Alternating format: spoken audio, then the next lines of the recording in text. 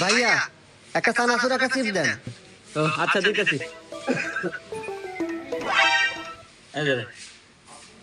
এই নে ধর। ভাইয়া কয় টাকা হয়েছে? হিসাব করে দেখতে হবে ভাই।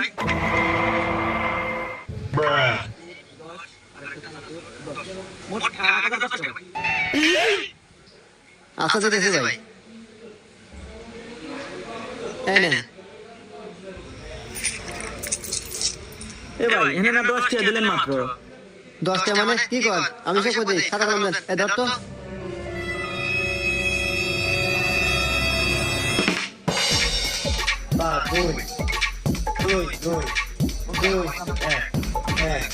এই নেন, হিসাব করে দিলাম।